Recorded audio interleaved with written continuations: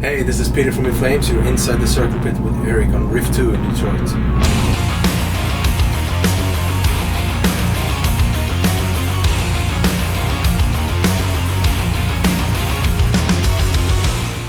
Hey, what's up? This is Erik from Riff2's Inside the Circle Pit, and I'm downtown Detroit at the Filmore with Peter of In Flames. How you doing, man? Good. How are you? Cool. Welcome back to America. Thank you. You guys haven't been here since January, right? Oh, that's true. Cool. True. It was actually my birthday last time we were in. Cool. Just right up the road. So now you guys did a bunch of tours in Europe and did all the festivals and all that. Now you guys also did MTL and the TO Festival. Now, That's how true. did you guys get involved with that? You kind of replaced Lamb of God on that one, right? Yeah, we did. We were offered the replacement spot, and it would be. I mean, we love Canada. We love playing everywhere, obviously, but Canada and North America in general. So it seemed like something really good for us to do, and it was a good spot, and it was fly in and out. So we just good terms. We accepted it. Awesome. Fun festivals. Now, Lot of is friends playing. that how this tour kind of came about with Lamb of God? Because of you guys helped them out with. No, I don't really know exactly. I just know that we were supposed to do a headline run at the same time, pretty much, and we were going to do it together with some of these bands that are with us today on this one. So we just decided to do, or they decided, or whatever. The managements talked and decided that it would be better if we do something together. Now, this is a really strong bill, and you've toured with Lamb of God before, and you guys have toured with Mudvayne back in the day, so it's Definitely, kind of like a reunion with a Oh, couple yeah, of guys with Hell Yeah now joining the tour Absolutely. with it last week or so. Yeah. So cool. How's that been, getting reacquainted with all those guys? It's great. I mean, we've seen them from time to time on festivals. Hatebreed, I gotta say, they were with us for the first 3 weeks. Also an amazing band, and it was really nice seeing Greg and Chad again, and getting to know Vinny and the other guys. And everybody's very cool. That's what I like about tours like this. It's like a back to school kind of tour. Yeah. You know everybody. We hung out so many times, and we know each other. There's no like, this is our dressing room or whatever. Everybody just hangs out wherever we want, and I like it. Well, that's awesome. That's awesome. Now, how do you compare with shows in Europe to coming over to U.S.? How different are they? I know from what I see and all the reviews I read, it sounds like Europe is just, to me, I want to think that it's like one of the best places to go to for shows. It sounds like the crowds are crazy, and metal is so much appreciated over there. How do those compare? Yeah, definitely. I'd say the crowds are equally crazy over here, though. But for us, the main difference is that we usually put on like a way bigger show in Europe. Lots of more lights and pyros and stage props, and I think we're looking at bringing that over to North America sometime next year as well, because we never really have. That's the biggest difference from, I guess, from a fan's perspective, watching In Flames on stage. As far as touring, though, I mean, it's the same everywhere. America is a little bit more everything is. You can get a burger at 3 o'clock in the morning if you want. You can't do that in Sweden or Germany. But other than that, it's awesome. If I tour lots over here, I would love to go back to Europe and the other way around. So awesome. Now, how is touring on Sounds of a Playground Fading, your latest album? How has that been with response to the fans and new fans as well? It's been really good. It's always interesting when you put out a record, because obviously it's going to be our best record to date as far as we feel, and you usually get mixed reviews and mixed response, but this record has been going around really, really well, both with the critics and with the fans. So for us it was awesome, because we just continued doing what we always do. We wrote the record about basically how we feel at this time, and the music came out the way that we wanted it to do. We just followed on like we always do, without overthinking anything, and to have a really good following and a good review and good reaction to it, that's just awesome.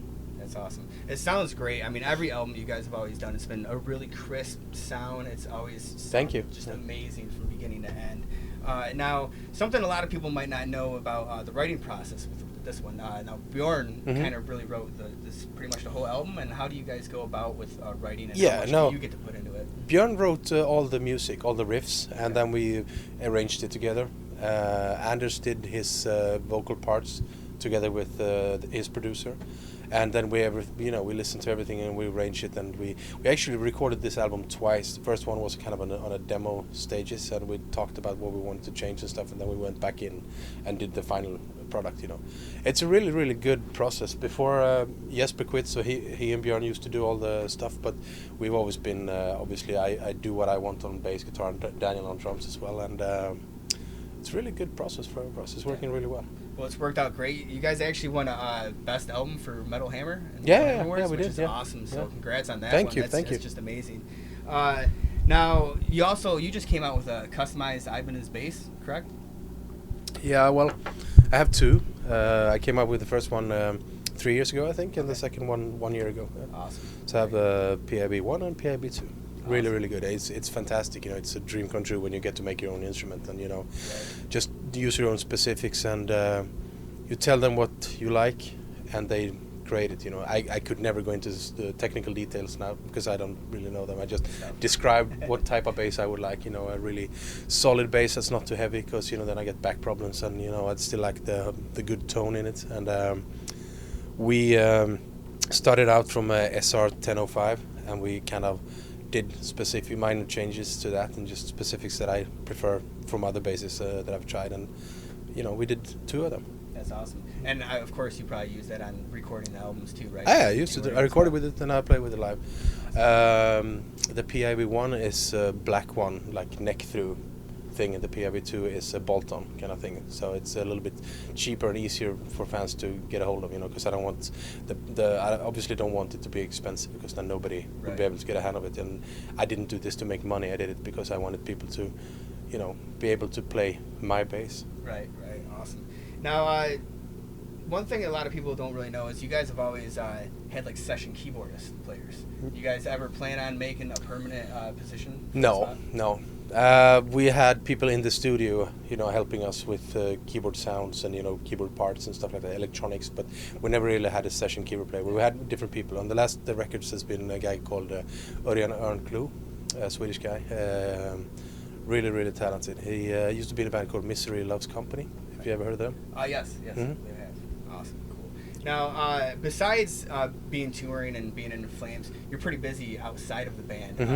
You own your own restaurant now? Yep, right? yep, 2112. Awesome. Now, you guys have an In Flames burger? Is that what it's called? Yeah, A we do special that, burger? Can definitely. you explain that a little more? Well, it's the spicy burger, obviously. Okay. Our chef actually came up with the title, so you got to call it, In Flames burger. We were talking about like afterburner or something like that, but that kind of, then you think about something else. Right.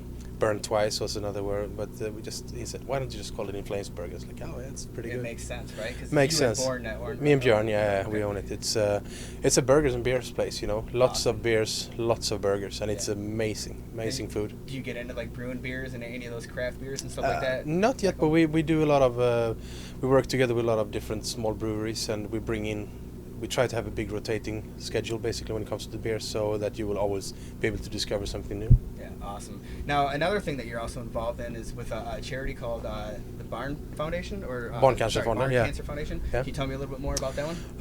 I'm not really involved with them, but I do donate money to them. It's something that I'm very. Cancer is a horrible disease, obviously.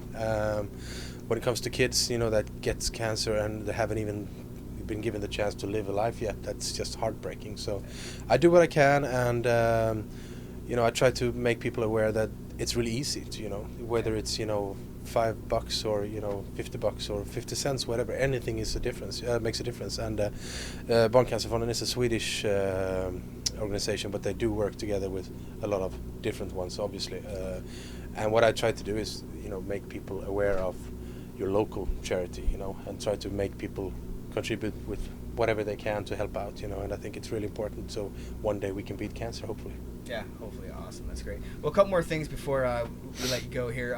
There's a term that I've heard from previous bands, and I like to ask other bands. It's called oil spotting, where if your band's out on the road and you guys make your stop for gas or food or whatever, and somebody gets left behind. Oh, yeah, Has there that's been any happened. kind of crazy stories that you can recall? Not so many these days with the cell phone and everything, but in the beginning I got left behind once. I just woke up really early. This was like one of our first tours over here. pre-cell cell phone time for me, and I just went in to take a dump basically, and came out, and the bus was gone. That's funny. Somebody, I just said, "Did you see the big bus?" Yes. Yeah, it's just there, about to head over to the interstate. So I just crossed the field and just like banged on the door, and, and they told me you have to put a sign or something. I was like, okay, sorry. The last band I asked that too had something to do with going to the bathroom too. Yeah, that's usually what behind, happens, and he comes running out, chasing the bus down Yeah. the road. But he was able to catch up to it. Yeah, that's good. Awesome. Well, what's next with In Flames in 2013? You guys gonna be recording a new album soon? And We will, but we will be touring for another, I guess, 10 months. wow. We're gonna do another. We're doing this 70,000 tons metal Yes, cruise. that's gonna be huge. That's Yeah, awesome. I think it's gonna be a lot of fun. A lot of friends. My brother is playing there with his band Tiamat as well, so we're gonna have fun. And after that, I think we're looking to coming back over here for a bit, and then do some Canadian dates as well, because we didn't get to do it on this one, and U.S. Canadian dates, and then South America, South Africa, Australia, Asia, Pretty much everywhere. summer festivals, and then we do other records. Awesome. Well, great. Thanks for taking the time to no speak with me problem. today, and make sure you check out In Flames on Inside the Circle Pit Sunday nights at 11 p.m. Thank you.